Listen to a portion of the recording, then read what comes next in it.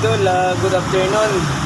Mayroon lang ako sa inyo mga idol decision. So ito nagpapalit sa atin ng pangilalim niya, tie rod, and stabilizer link.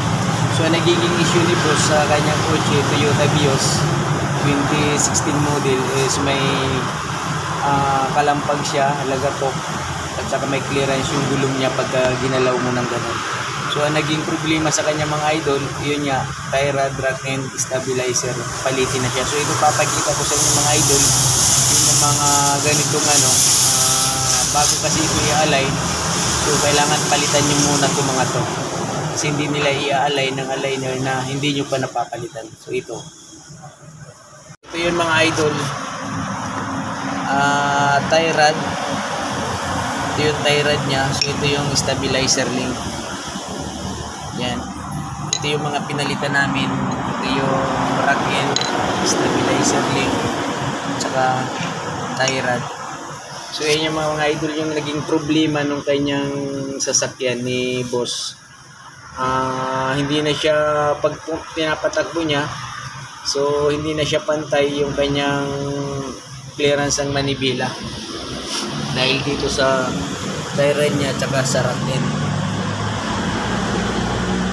Yan. Yan yung stabilizer link. Yan. Itong tie rod. So kasi sabi nung alignment, nag-a-align. So hindi i-align nila kapag hindi pa ito napapalitan. So yun nga mga idol, pumunta siya sa kabilang talyer. So sobrang mahal daw ng mga to.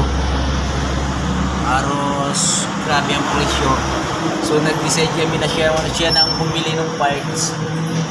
Tapos dalhin niya na lang dito sa shop natin. Labor na lang yung magiging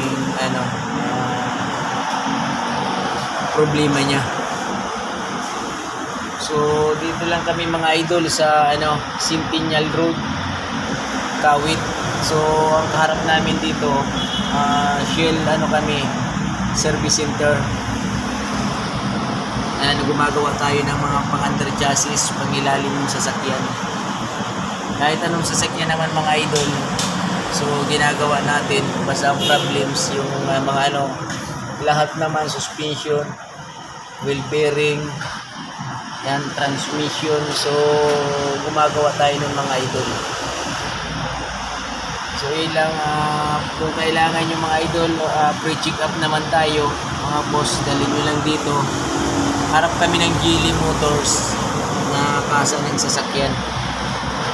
So dito nyo lang kayo makikita, Shell gasoline station to, Shell service center.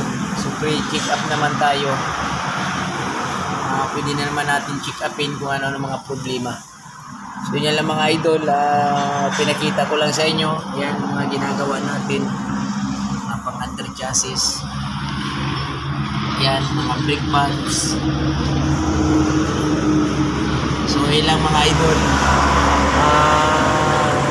yun, para kung may mga ganito tayo mga issue sa sasakyan, mga naririnig, so ipacheck na natin sa talyer, dali na natin para hindi na lalo pang maapektuhan yung iba pang mga parts. Kasi may madadamay, marami pang madadamay pagka hindi agad-agad natin check sa talyer, sa shop.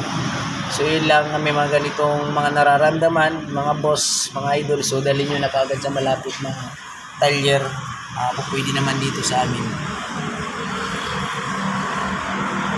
So yun lang mga idol, pinakita ko lang sa inyo yung mga napalitan natin dito, mga ginagawa natin dito na mga kayang gawin naman natin. So sa makina, kayang-kaya naman natin. Minor electrical, under chassis repair,